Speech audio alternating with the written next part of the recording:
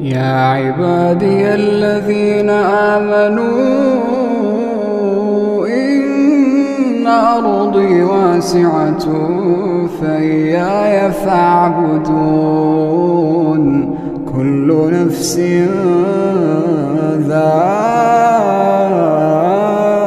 ذائقة الموت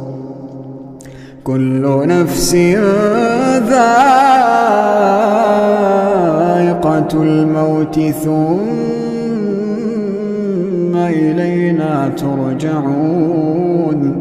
والذين آمنوا وعملوا الصالحات لنبوئنهم